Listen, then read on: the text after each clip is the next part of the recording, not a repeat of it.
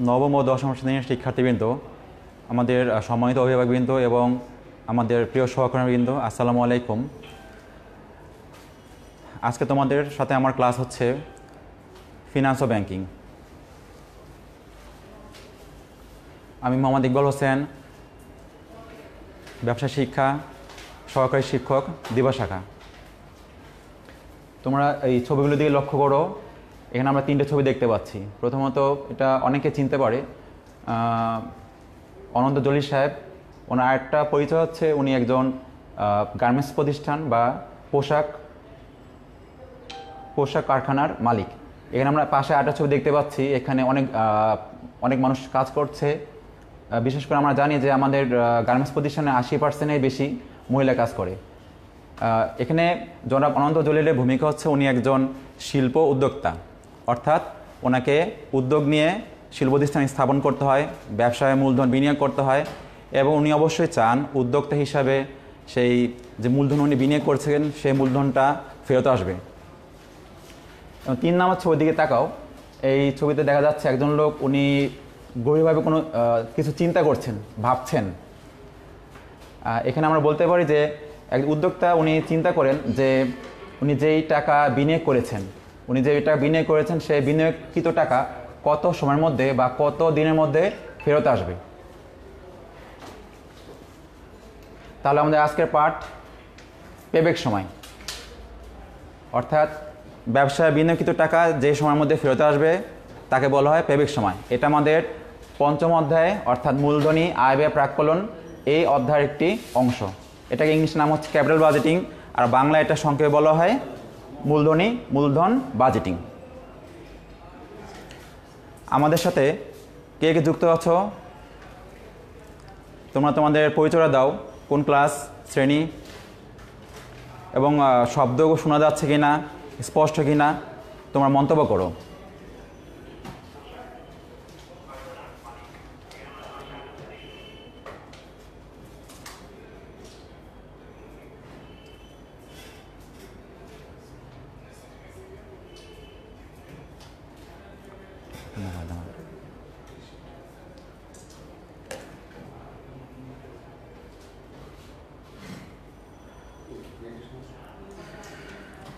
আমরা দেখতে পাচ্ছি আমাদের সাথে দুজন স্টুডেন্ট যুক্ত আছে এইমাত্র। সাদিয়া ফ্রেন্ড, আদিবা, আসসালামু আলাইকুম স্যার। ওয়ালাইকুম আসসালাম। এছাড়া যুক্ত আছে আরিফ হাবিব, 9ম শ্রেণী মধুমতি শাখা, রোল 1, দিবা শাখা। ওয়ালাইকুম আসসালাম। ধন্যবাদ তোমাদেরকে আমাদের সাথে যুক্ত হওয়ার জন্য। যান্ত্রিক গোলযোগের জন্য আজকে আমাদের ক্লাসটির দেরিতে শুরু হয়েছে, এই জন্য আমরা আন্তরিকভাবে দুঃখিত।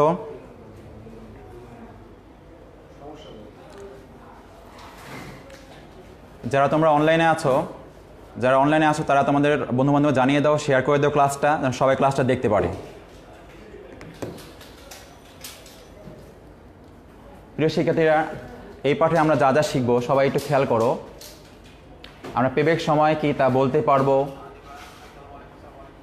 পেব্যাক সময় নির্ণয় করতে পারবো আর সেটা বিশ্লেষণ করতে পারবো। আর সবার শেষে যদি একের অধিক প্রকল্প হয়, এক বা একাধিক প্রকল্পের ক্ষেত্রে আমরা কোন প্রকল্পটি গ্রহণ করব আর কোন প্রকল্পটি বর্জন করব সেটা আমরা মূল্যায়ন করতে পারবো বা আমরা নির্ণয় করতে পারবো। তোমরা খেয়াল করো, এই অধ্যায়টা শুরু করার আগে এই অধ্যায়ের কতিপয় মৌলিক বা বেসিক ধারণাগুলো আমাদের জানতে হবে। প্রথমত, এই অধ্যায়ের নাম হচ্ছে মূলধন বাজেটিং। মূলধন বাজেটিংটা কি সবাই খেয়াল করো। দীর্ঘমেয়াদী বিনিয়োগ সিদ্ধান্তের জন্য যে প্রক্রিয়া আমরা গ্রহণ করি তাকে বলা হয় মূলধন বাজেটিং। সেটা হতে পারে কোনো প্রতিষ্ঠানের স্থায়ী সম্পদ ক্রয় করা, অর্থাৎ জমি, দালান ঘর ইত্যাদি ক্রয় করা, মেশিনারিজ ক্রয় করা, সম্পূর্ণই হবে আমাদের মূলধন বাজেটিংয়ের অংশ। এছাড়া আমাদের খেয়াল করো, এই মূলধন বাজেটিংয়ে আমাদের সবচেয়ে গুরুত্বপূর্ণ কতগুলো পদ্ধতি আছে। সবার আগে হচ্ছে গড় মুনাফার হার, এটা ইংলিশে বলা হয় accounting rate of return method, সংক্ষেপে এটার নাম হচ্ছে ARR মেথড। দ্বিতীয়ত আমাদের পেব্যাক সময় পদ্ধতি, এটাকে ইংলিশে বলা হয় পেব্যাক পিরিয়ড মেথড বা সংক্ষেপে এটার নাম হচ্ছে PBP মেথড। এই 1 নাম্বার ও 2 নাম্বার পদ্ধতি 9ম ও 10ম শ্রেণীর বইতে আলোচনা করা হয়েছে। 3 নাম্বার আছে নিট বর্তমান মূল্য পদ্ধতি, এটা ইংলিশ নাম হচ্ছে নিট প্রেজেন্ট ভ্যালু মেথড, সংক্ষেপে নাম হচ্ছে NPV মেথড। আর 4 নাম্বার অভ্যন্তরীণ মুনাফার হার পদ্ধতি, এটাকে ইংলিশে বলা হয় internal rate of return method, সংক্ষেপে IRR মেথড। 3 নাম্বার ও 4 নাম্বার এটা একাদশ ও দ্বাদশ শ্রেণীতে ফিনান্স বইতে আলোচনা করা হয়েছে, এটা নবম দশম শ্রেণীতে সিলেবাসে অন্তর্ভুক্ত না। সুতরাং আমরা 1 নাম্বার ও 2 নাম্বার সম্বন্ধে শিখব। সবার আগে তোমরা খেয়াল করো গড় মুনাফার পদ্ধতি কি। যে পদ্ধতিতে ব্যবসায় বা প্রকল্পে বিনিয়োগকৃত টাকা অর্থ থেকে প্রাপ্ত মুনাফার হার নির্ণয় করা হয় তাকে বলা হয় গড় মুনাফার হার।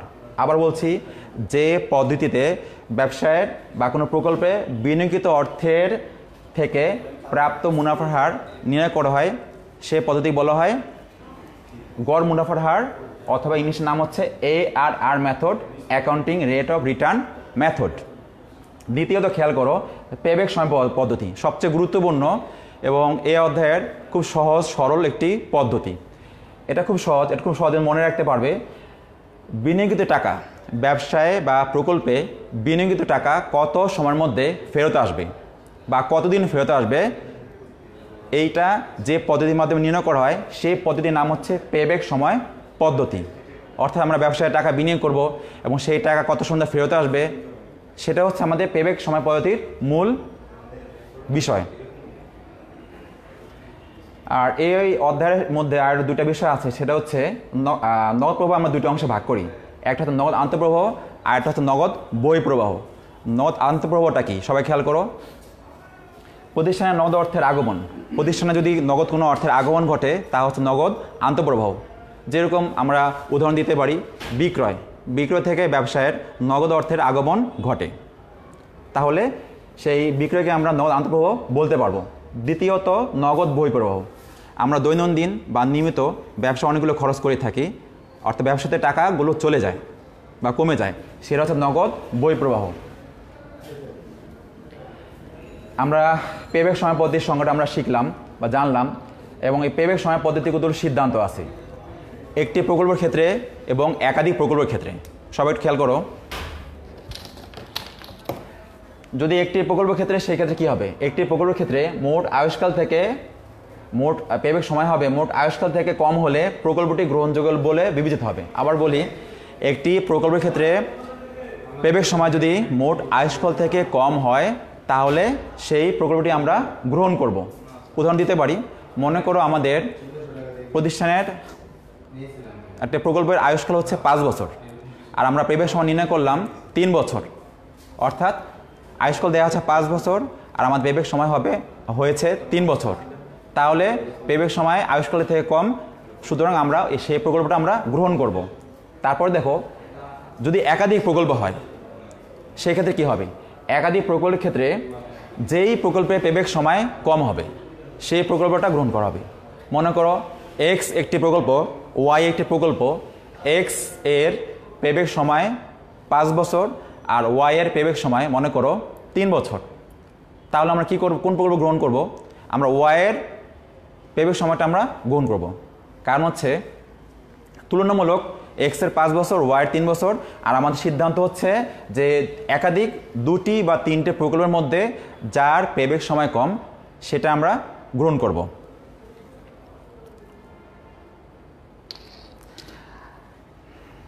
এবার খেয়াল করো, পেব্যাক সময় নির্ণয় করার উপায় বা সূত্র বলতে পারি আমরা। সবাই খেয়াল করো, এখানে পেব্যাক সময় নির্ণয় করতে হলে আমাদের 2টা নিয়ম ফলো করতে পারি। নগদ আন্তঃপ্রবাহ সমান হলে, মনে করো প্রথম বছর আমাদের বিক্রয়ের মাধ্যমে পাওয়া গেলো 5,000 টাকা, তারপরের বছর 5,000 টাকা, তারপরের বছর 5,000 টাকা, অর্থাৎ প্রতি বছর আমাদের 5,000 টাকা করে পাওয়া যায়, অর্থাৎ প্রতি বছর নগদ আন্তঃপ্রবাহ সমান হয়। সেই ক্ষেত্রে আমরা কোন নিয়ম ফলো করব, খেয়াল করো, ওই ক্ষেত্রে আমাদের সূত্র হবে পেব্যাক সময় সমান বিনিয়োগ ভাগ বার্ষিক নগদ আন্তঃপ্রবাহ। আবার বলছি, পেব্যাক সময় সমান বিনিয়োগ ভাগ বার্ষিক নগদ আন্তঃপ্রবাহ। মনে করো আমাদের বিনিয়োগ করেছি প্রকল্পে 15,000 টাকা আর আমাদের প্রতি বছর আমাদের চলে আসে 5,000 টাকা, তাহলে আমাদের পেব্যাক সময় কত হবে, 3 বছর। আশা করি সবাই এটা বুঝতে পেরেছ। এরপর দেখো, যদি এমন হয় যে প্রতি বছর নগদ আন্তঃপ্রবাহ সমান না হয়, অর্থাৎ অসমান হয়, সেই ক্ষেত্রে আমরা কি করব, সেক্ষেত্রে আমরা একটি ছক বা সারণী করব। এই ছকের 3টে অংশ হবে, একটা বছর, একটা নগদ আন্তঃপ্রবাহ, আর তৃতীয়ত আমাদের ক্রমযোজিত নগদ প্রবাহ। তো বছরটা প্রশ্নে দেওয়া থাকবে 2 বছর, 3 বছর, 5 বছর। আমরা সাধারণত 0 থেকে শুরু করব, মানে মনে করো 3 বছর দেওয়া আছে প্রশ্নে, তাহলে 0, 1, 2, 3। আর নগদ প্রবাহ প্রথমে আমরা বিয়োগ বা মাইনাস দিয়েছি কেন?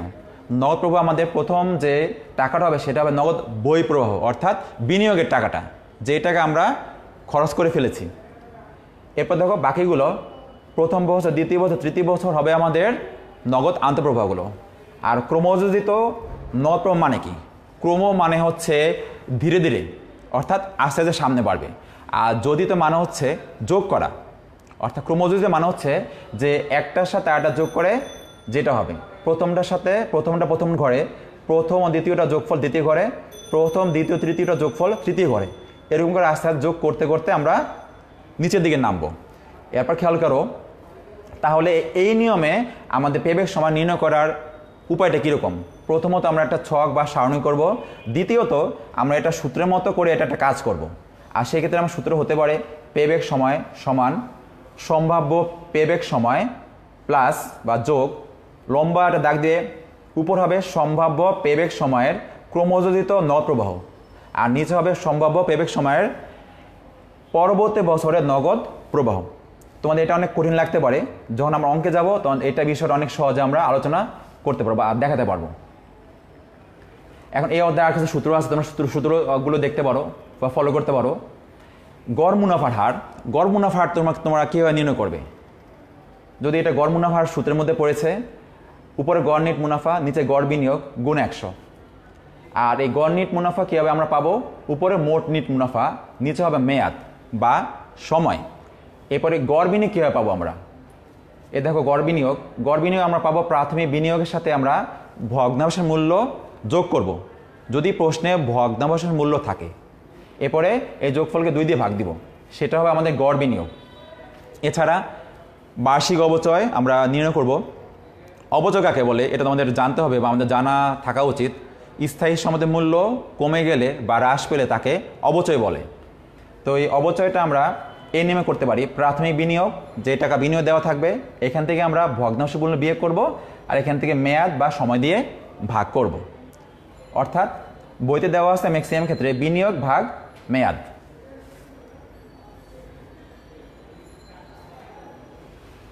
তোমাদের জন্য কয়েকটি কুইজ আছে, এখন দেখা যায় কুইজের উত্তর কে দিতে পারো। এ পর্যন্ত যা যা আলোচনা করা হয়েছে কুইজটা এর মাঝখানে আছে, সবাই একটু মনোযোগ দিয়ে খেয়াল করো। আর কুইজের উত্তরগুলো, প্রশ্নগুলো দেখো, চিন্তা করো, তারপরে ঝটপট করে উত্তর দিয়ে দাও, দেখা যায় কার কার উত্তরগুলো সঠিক হয়। 1 নম্বর প্রশ্ন, দীর্ঘমেয়াদী বিনিয়োগের সকল ক্ষেত্রে কোন কৌশল প্রয়োগ করা হয়? প্রশ্ন আবার খেয়াল করো, দীর্ঘমেয়াদী বিনিয়োগের সকল ক্ষেত্রে কোন কৌশল প্রয়োগ করা হয়? আমাদের 4টা অপশন দেওয়া আছে। শেয়ার ও বন্ডের মূল্যায়ন, বি নাম্বার হচ্ছে লভ্যাংশ নীতি, সি নাম্বার হচ্ছে মূলধন বাজেটিং, আর ডি নাম্বার হচ্ছে মূলধন ব্যয় নির্ণয়। তোমরা চিন্তা করো, তোমাদের জন্য সময় দেওয়া হলো। এবার 2 নম্বর প্রশ্ন দিয়ে তাকাও, পেব্যাক সময় নির্ণয়ের সূত্র কোনটি? আমরা কিন্তু পেব্যাক সময় নির্ণয়ের সূত্রটি একটু আগে আমরা আলোচনা করেছি, দেখেছি, সবার দেখা যাক মনে আছে কিনা। অপশনগুলো দেখো, বিনিয়োগ ভাগ বার্ষিক নগদ প্রবাহ, বি নাম্বার বার্ষিক নগদ প্রবাহ ভাগ গড় বিনিয়োগ, 3 নাম্বার গড় বিনিয়োগ ভাগ বার্ষিক নগদ প্রবাহ, ডি নাম্বার বার্ষিক নগদ প্রবাহ ভাগ বিনিয়োগ। তোমাদের হাতে সময় আছে 2 মিনিট, তোমরা চিন্তা করো 1-এর উত্তর কি হবে আর 2-এর উত্তর কি হবে। তোমরা 1-এর এ বা বি, 2-এর এ বা বি, এভাবে তোমরা অ্যান্সারগুলো লেখো। আমরা দেখি কার কার উত্তরগুলো সঠিক হয়, এরপরে তোমাদেরকে আমি উত্তরগুলো বলে দিচ্ছি।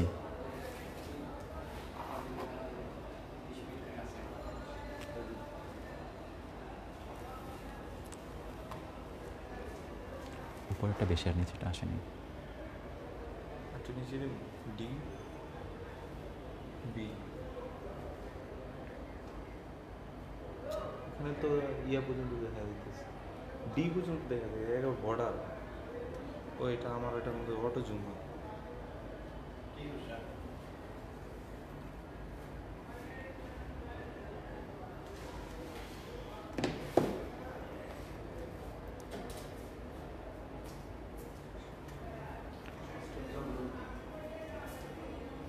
ঠিক আছে। পুরো আসে দেখছি একটু পরে এটাও জমে যাবে। আচ্ছা, তাহলে আমরা উত্তরগুলো দেখাই যে উত্তরগুলো কী কী হতে পারে। একের উত্তর হচ্ছে সি, মূলধন বাজেটিং। দীর্ঘমেয়াদী বিনিয়োগের ক্ষেত্রে অবশ্যই মূলধন বাজেটিং কৌশলটা প্রয়োগ করা হবে। মনে রাখবে, দীর্ঘমেয়াদী বিনিয়োগ মানে হচ্ছে মূলধন বাজেটিং। 2 নম্বর, পেব্যাক সময়ে নির্ণয়ের সূত্র কোনটি? বিনিয়োগ ভাগ বার্ষিক নগদ প্রবাহ বা বার্ষিক নগদ আন্তঃপ্রবাহ, একই কথা। আশা করি সবাই উত্তরগুলো সবার সঠিক হয়েছে। এখানে সাদিয়া আফরিন আদিবা ও 2 উত্তর দিয়েছে 1, হ্যাঁ এ ঠিক আছে।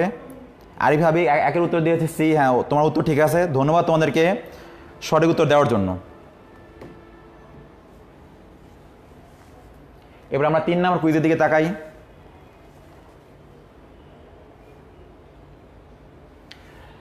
তিন নম্বর কুইজটা হচ্ছে একটি অঙ্ক নিয়ে। অঙ্কটা একেবারে সঠিক, একেবারে সহজ। তোমরা এটা খেয়াল করো।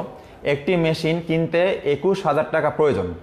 আবার খেয়াল করো, এটা মেশিন আমরা কিনবো, এই জন্য আমাদের দরকার হচ্ছে 21,000 টাকা। আর এই ক্রয়কৃত মেশিন থেকে আগামী 4 বছর বার্ষিক 7,000 টাকা আন্তঃপ্রবাহ পাবে নিশ্চিত করতে পারবে। অর্থাৎ আগামী 4 বছর আমি প্রতি বছর 7,000 টাকা করে আন্তঃপ্রবাহ পাবো। সেই ক্ষেত্রে পেব্যাক সময় কত বছর হবে বা কত সময় হবে? আবার খেয়াল করো, মেশিনের দাম হচ্ছে 21,000 টাকা, 4 বছর ধরে প্রতি বছর 7,000 টাকা করে পাবে। তাহলে পেব্যাক সময় কত হবে? একটু আগে তোমরা পেব্যাক সময় সূত্র দেখছো, সেই পেব্যাক সময় সূত্রের মধ্যে সঙ্গে বসাও, অবশ্যই উত্তরগুলো পেয়ে যাবে। অপশনগুলো দেখো, 4টা অপশন আছে, 6 বছর, 5 বছর, 4 বছর, 3 বছর, ABCD। তোমরা চিন্তা ভাবনা করো, ক্যালকুলেটর নাও, এবার তোমার উত্তরটা দাও।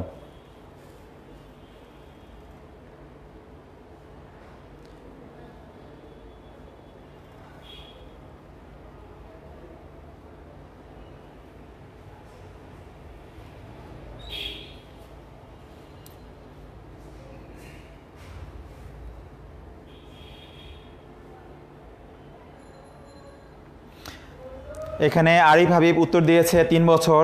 দেখা যাক আর কে উত্তর দেয়। আরিফ উত্তর দিয়েছে, এরপর আর কে উত্তর দিবে তাড়াতাড়ি দাও।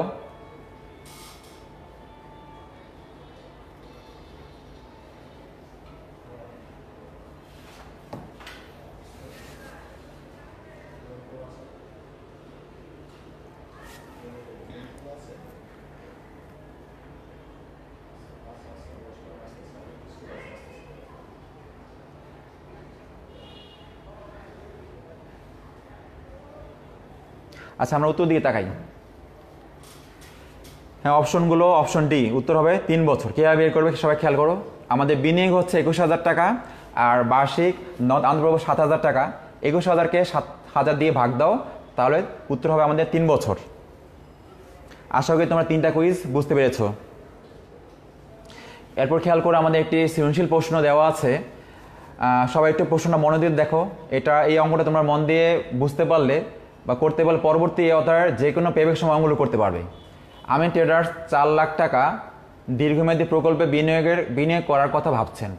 এমত অবস্থায় তিনি শৈলী ও শোভা নামক 2টি প্রকল্পের 5 বছরের আয় ব্যয় প্রাক্কলন করে নিচে তথ্যাদি পান। খেয়াল করো, ওনার বিনিয়োগ হচ্ছে 4 লাখ টাকা আর ওনার 2টা প্রকল্পের নাম, একটা নাম শৈলী, একটা নাম শোভা।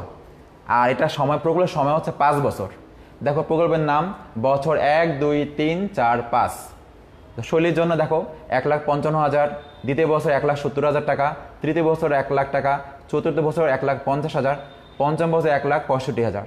সবার জন্য দেওয়া আছে যথাক্রমে এই টাকাগুলো। আমাদের গ নাম্বার, সৃজনশীল প্রশ্ন গ নাম্বার, এখানে জানতে চেয়েছে আমিন ট্রেডার্স এর শৈলী প্রকল্পের পেব্যাক সময় নির্ণয় করো। সবাই খেয়াল করো, আমরা জেনেছি বা আমরা জানি যে পেব্যাক সময় নির্ণয় করার জন্য 2টা সূত্র আছে। একটা হচ্ছে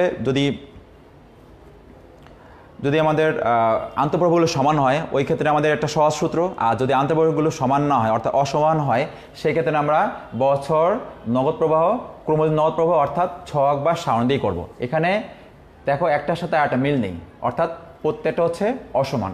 এই জন্য আমরা একটা ছকের মাধ্যমে করব। বছর দিব প্রথমে, এরপরে 0, এবার দেখো 1 বছর, প্রথম বছর, দ্বিতীয় বছরগুলো তোমরা 1, 2, 3, 4, 5 এরকম করে বছরগুলো তোমরা দিবে। এরপর দেখো আমরা নগদ প্রবাহ প্রথমে দিয়েছি 4 লাখ। 4 লাখটা দিয়েছি কেন সবাই খেয়াল করো, আমাদের বিনিয়োগ হচ্ছে 4 লাখ টাকা, এই টাকাটা আমাদের খরচ হয়ে গেছে, আমাদের 0 বছরে বিনিয়োগ 4 লাখ টাকা, এটা হবে বিয়োগ। এরপরে প্রথম বছর, দ্বিতীয় বছর, তৃতীয় বছর, চতুর্থ বছর, পঞ্চম বছর, এই বছরের টাকাগুলো আমরা এদিকে সুন্দর করে বসিয়ে দিব। এটা প্রশ্ন থেকে তোমরা দেখে দেখে এটা তুলতে পারবে। এরপর আমাদের 3 নম্বর কলাম, এটার নাম হচ্ছে ক্রমযোজিত নগদ প্রবাহ, অর্থাৎ প্রত্যেকটা যোগ দিয়ে দিয়ে নিচে যাবে। প্রথমত 4 লাখ টাকা, তারপর 4 লাখ টাকার সাথে 1,55,000 যোগ করো ক্যালকুলেটারে, এটা হবে বিয়োগ 2,55,000, বিয়োগ 2,45,000 যোগ 1,70,000, এটা যোগ করো, এটা হবে বিয়োগ 75,000। এটা সম্পূর্ণ তোমার ক্যালকুলেটার যোগ বিয়োগ করবে। এবার বিয়োগ 75,000 যোগ 1 লাখ হবে 25,000, এটার সাথে 1,50,000 যোগ করো 1,75,000, এটার সাথে আবার 1,65,000 যোগ করো, হবে তারপরেরটা, অর্থাৎ 3,40,000 টাকা। তোমরা ছকটা একটু মনোযোগ দেখো, ক্রমযোজিত নগদ প্রবাহটা খুব সহজ, প্রথমটার সাথে দ্বিতীয়টা যোগ, তারপরে যে যোগফল তার সাথে তৃতীয়টা যোগ, তারপরে আবার তারপরটা যোগ, তারপরটা যোগ। এখন আমাদের পেব্যাক সময়টা আমাদের কি হবে, এই সূত্রটা পরীক্ষার খাতায় লেখা দরকার নেই, এটা জাস্ট তোমাদের বোঝানোর জন্য আমি লিখেছি। আমাদের এরকম সূত্র এরকম হবে, সম্ভাব্য পেব্যাক সময়, অর্থাৎ একটা পেব্যাক সময়কে আমরা সম্ভাবনা ধরবো, যোগ উপর হবে সম্ভাব্য পেব্যাক সময়ের ক্রমযোজিত নগদ প্রবাহ, আর এরপরে ভাগ হবে সম্ভাব্য পেব্যাক সময়ের পরবর্তী বছরের নগদ প্রবাহ। তোমরা খেয়াল করো, আমাদের ক্রমযোজিত নগদ প্রবাহের প্রথমটা বিয়োগ, তারপরটা বিয়োগ, তারপরে বিয়োগ, তো আমাদের যেটা শেষ বিয়োগ, ক্রমযোজিত নগদ প্রবাহ যেটা শেষ বিয়োগ অর্থাৎ লাস্ট মাইনাস, সেটা বরাবর আমরা তাকাবো কত বছর, 0, 1, 2, অর্থাৎ দ্বিতীয় বছর। আবার বলছি, প্রথম বিয়োগ, দ্বিতীয় বিয়োগ, তৃতীয় বিয়োগ, শেষ বিয়োগ বরাবর বছরের দিকে তাকাও, 2 বছর, আমরা লিখলাম 2 বছর। এবার সম্ভাব্য পেব্যাক সময়ের ক্রমযোজিত, দেখো এই 2 বছর বরাবর আমাদের ক্রমযোজিত নগদ প্রবাহ আছে 75,000, আমরা সেটা উপরে লিখবো, এদিকে লেখা আছে মাইনাস, কিন্তু তোমরা এটা অলওয়েজ প্লাস লিখবে, এটা হচ্ছে নিয়ম। এবার নিচে আছে সম্ভাব্য পেব্যাক সময়ের পরবর্তী বছর নগদ প্রবাহ, আমাদের সম্ভাব্য পেব্যাক সময় হচ্ছে 2, তার পরের বছরের নগদ প্রবাহ কত আছে, 1 লাখ টাকা, তাহলে আমরা লিখলাম 1 লাখ। এখন 2 বছর লিখেছি, আর 75,000কে 1 লাখ দিয়ে ভাগ করলে ক্যালকুলেটর কত আসবে, 0.75, আর এই দুটো যোগ করো, কত হবে, 2.75 বছর। এটা হবে আমাদের শৈলী প্রকল্পের পেব্যাক সময়। সবাই একটু মন দিয়ে দেখো, পেব্যাক সময়টা একদম সহজ, বুঝতে পেরেছো কিনা।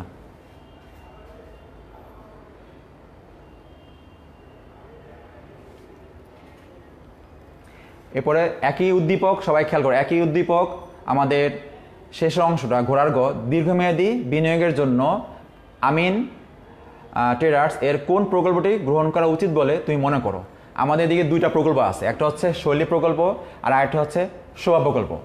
তা আমরা সিদ্ধান্ত নীতিতে জেনেছি যে 2টি প্রকল্পের মধ্যে যেই প্রকল্পের পেব্যাক সময় কম, সেই প্রকল্পটি আমরা গ্রহণ করব। সবাই একটু খেয়াল করো, তাহলে আমাদের একটু আগে শৈলী প্রকল্পের পেব্যাক সময় নির্ণয় করতে পেরেছি, সেটা হচ্ছে 2.75 বছর। এরপর আমরা এখন শেষেরটা শোভা প্রকল্পের পেব্যাক সময়টা নির্ণয় করব। আগের মতো আমরা ছক করব, উপরে লিখব শোভা প্রকল্প, বছর, নগদ প্রবাহ, ক্রমযোজিত নগদ প্রবাহ। বছর সবার আগে দিবে 0, তারপরে 1, 2, 3, 4, 5 লিখবে। এরপরে নগদ প্রবাহ, নগদ প্রবাহ সবার আগে হবে বিনিয়োগ। দেখো আমরা 4 লাখ টাকা বিনিয়োগ করেছি, এটা আমাদের কাছ থেকে চলে গেছে, অর্থাৎ খরচ হয়ে গেছে, এটা হবে প্রথম বিয়োগ। তারপরে শোভা 1,35,000, 2 লাখ, 1,30,000, 1,50,000, 1,20,000। এটা তোমরা 1 বছর, বছর 1, বছর 2, বছর 3, তোমরা এটা সিরিয়াল করে লিখবে 5 বছর পর্যন্ত। এটা তোমরা সিরিয়াল করে 5 বছর পর্যন্ত লিখবে। প্রশ্ন থেকে, উদ্দীপক থেকে তোমরা এটা লিখবে। এরপরে ক্রমযোজিত নগদ প্রবাহ, প্রথম বছর বিয়োগ, তারপরের সাথে দ্বিতীয়টা যোগ করে রেজাল্ট এটা হবে। এরপরে দ্বিতীয়র সাথে তৃতীয়টা যোগ করে রেজাল্ট হবে বিয়োগ 65,000, তারপরে 1,30,000 যোগ করে রেজাল্ট কত হবে 65,000, এটার সাথে আবার যোগ করো ক্যালকুলেটারে, রেজাল্ট এটা হবে। এবার 2,15,000 সাথে 1,20,000 যোগ করো, আমাদের ফলাফল হবে 3,35,000 টাকা। এটা সম্পূর্ণ ক্যালকুলেটরের কাজ। আবার বলছি, প্রথমটা লিখবে, প্রথমটা ঘরে লিখবে, তারপর ক্রমযোজিত নগদ প্রবাহের সাথে 1,35,000 টাকা যোগ করবে, তারপর যা হবে তার সাথে 2 লাখ টাকা যোগ করবে, প্রত্যেকটা যোগ করে করে যাবে। এখন সুতরাং আমাদের পেব্যাক সময়টা কী হবে, সবাই খেয়াল করো। একটু আগে আমরা বলেছি যে আমাদের সম্ভাব্য পেব্যাক সময়টা আমরা কীভাবে বের করব। সম্ভাব্য পেব্যাক সময়টা আমরা এইভাবে দেখব, সবাইটা খেয়াল করো। সময় পেবেক সময়টা আমরা দেখব যে শেষ বিয়োগ 0 1 2 দেখো 65,000, এটা হচ্ছে আমাদের শেষ বিয়োগ। ঠিক এটা বরাবর সবাই খেয়াল করে, এটা বড় আমাদের দেখি আমরা বছর কত আছে, শেষ বিয়োগ অর্থাৎ লাস্ট মাইনাস বরাবর বছর আছে 2, তাহলে আমাদের পেবেক সময় কত হবে, সম্ভাব্য 2 যোগ উপর হবে সম্ভাব্য পেবেক সময়ের ক্রমযোজিত নগদ প্রভাব 65,000, আর নিচে হবে তার পরবর্তী বছরের নগদ প্রবাহ। পরবর্তী বছরের নগদ প্রবাহ 1,30,000, 2 বছর আর 65,000কে 1,30,000 দিয়ে ক্যালকুলেটর ভাগ করো, এটা হবে আমাদের 0.50। যদি আমরা এটাকে যোগ করি তাহলে সেক্ষেত্রে এটা রেজাল্ট আসবে 2.50, অর্থাৎ 2.5 বছর। আমরা এখন দেখতে পেরেছি যা আমরা নির্ণয় করেছি শোভা প্রকল্পের পেবেক সময় হচ্ছে 2.5 বছর, অর্থাৎ 2 বছর 6 মাস। এখন আমরা সবাই একটু প্রশ্ন দিয়ে তাকাও, দীর্ঘমেয়াদী বিনিয়োগের জন্য আমিন ট্রেডার্স কোন প্রকল্পটি গ্রহণ করা উচিত বলে তুমি মনে করো? তাহলে আমাদের দুইটা প্রকল্পে পেবেক সময় আমরা পেয়েছি। শৈলী হচ্ছে 2.75 বছর আর শোভা হচ্ছে 2.55 বছর। তো দুইটা প্রকল্পের ক্ষেত্রে আমরা কীভাবে নির্ণয় করব, যেই প্রকল্পে পেবেক সময় কম আমরা সেই প্রকল্পটা গ্রহণ করব। আশা করি সবাই বুঝতে পেরেছ। তাহলে আমাদের এটা এই যে মন্তব্যটা আমরা কীভাবে লিখবো, সবাই দেখো মন্তব্য লিখবে যে দেখা যাচ্ছে আগে তোমাদের শৈলী প্রকল্পের কথা বলবে, তারপর তোমার বলবে শোভা প্রকল্পের কথা, আর তারপরে শেষে তোমরা সিদ্ধান্ত দিবে। দেখো শৈলী প্রকল্পের বিনিয়োগ করা অর্থ থেকে অর্থ মানে টাকা ফেরত আসতে সময় লাগে 2.75 বছর। এটা আমরা গ থেকে আমরা পেয়েছি, যদি লিখলাম গ থেকে প্রাপ্ত। আবার অপরদিকে একই কথা লিখবে, শৈলীর জায়গায় শুধু শোভাটা লিখে দিবে, শোভা প্রকল্প থেকে বিনিয়োগ করা অর্থ ফেরত আসতে সময় লেগেছে এইমাত্র আমরা দেখেছি 2.50 বছর। এখানে শৈলী প্রকল্পের তুলনায় শোভা প্রকল্পের অর্থ কম সময় ফেরত এসেছে, এটা আমরা বুঝতে পেরেছি যে আমাদের শোভা প্রকল্পের সময়টা কম লেগেছে। তাই আমিন ট্রেডার্স এর জন্য কোন জায়গায় কী হবে, শোভা প্রকল্পটি গ্রহণ করা উচিত। তার মানে আমাদের মন্তব্যটা হবে 3 লাইনে। প্রথমত আমরা শৈলী প্রকল্পের কথাটা লিখব, পেবেক সময় লিখব, তারপর প্রথম আমরা শৈলীটা লিখব, তারপর আমরা শোভাটা লিখব, আর 3 নম্বর আমরা উপসংহারে আমরা সিদ্ধান্ত জানাবো।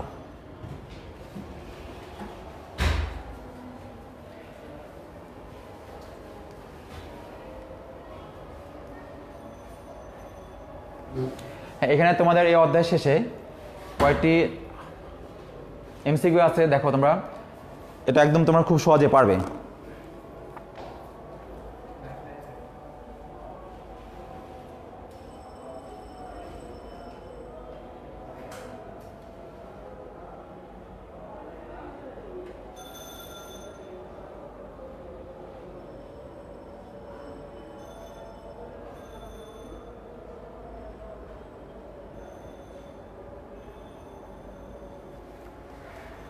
সবাই একটু দেখো নৈবিত্তিকগুলো, নিচের কোনটি মূলধন বাজেটিংয়ের সবচেয়ে সরল ও জনপ্রিয় পদ্ধতি?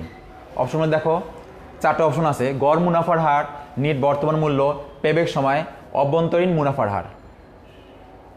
তারপর 2 নম্বর দেখো আরটি আছে, মূলধন বাজেটিংয়ের পদ্ধতি কয়টি? এটা তোমরা একটু আগে জানতে পেরেছ। দেখো 2টি, 3টি, 4টি, 5টি। তোমরা এখানে 1 মিনিট সময় নাও বা 2 মিনিট সময় নাও, কোনটি উত্তর তোমরা চিন্তা ভাবনা করে জানাও। একটু পর আমরা উত্তরটা বলে দিচ্ছি।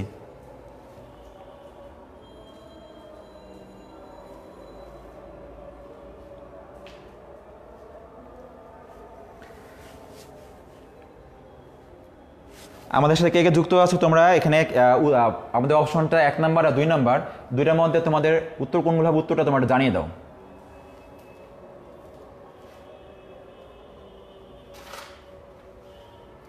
পুরোটা আসে না তো, কোনো অপশন নাকি, সমস্যা নাকি?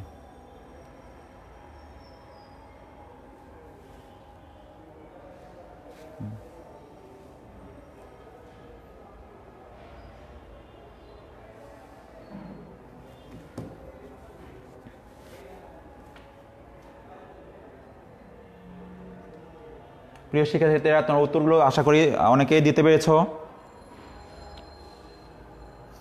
মন্তব্য দেখো তো, এটা আসে না কেন, ওটা ইয়েগুলো কমেন্টসগুলো একটু জুম হয়ে যায়।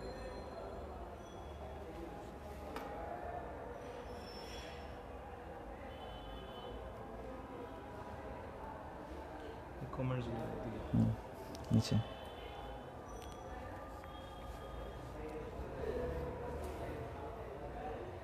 ও আচ্ছা, লাস্ট কমেন্ট। আচ্ছা, আমরা উত্তরগুলো দিয়ে খেয়াল করি। একের উত্তর হবে সি।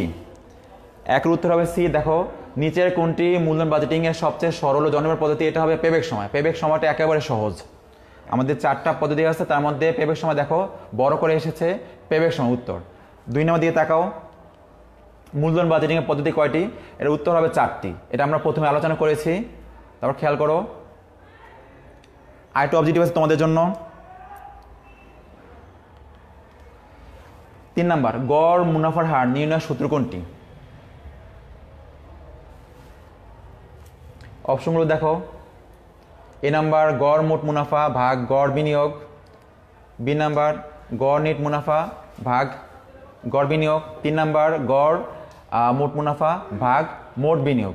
4 নাম্বার, গড় নেট মুনাফা ভাগ মোট বিনিয়োগ। তোমরা চিন্তা ভাবনা করে আমাদের উত্তরটি কমেন্টসে জানাও।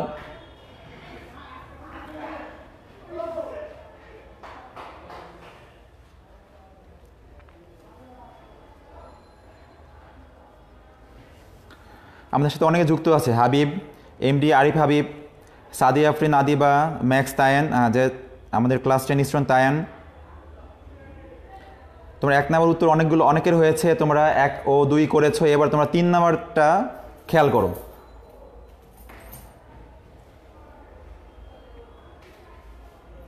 তিন নম্বর উত্তরটা তোমরা সবাই দাও।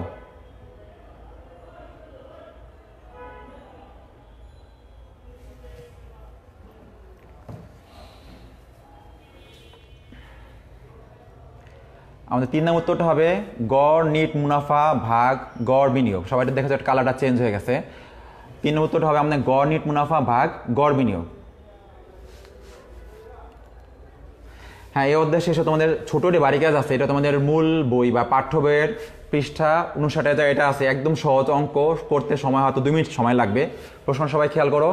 তোমার বাবা একটি প্রকল্পে 50,000 টাকা বিনিয়োগের চিন্তা করেছেন, যা আগামী 6 বছর যথাক্রমে 10,000 টাকা, 15,000 টাকা, 20,000 টাকা, এরপরে 10,000 টাকা, এরপরে 20,000 টাকা, এরপরে 30,000 টাকা পাওয়া যাবে। অর্থাৎ একটি প্রকল্প থেকে তোমার আব্বু বিনিয়োগ করবে 50,000 টাকা, আর 5 বছরের মধ্যে এই টাকাগুলো পাওয়া যাবে। এই ক্ষেত্রে আমাদের প্রকল্পটির পেব্যাক সময় নির্ণয় তোমাদের করতে হবে। ঠিক পেব্যাকের উপরও তোমাদের 2টা অঙ্ক করানো হয়েছে। আশা করি এই বাড়ি কাজটা তোমরা সবাই করতে পারবে। সবাইকে ধন্যবাদ ক্লাসটি উপভোগ করার জন্য। আল্লাহ হাফেজ।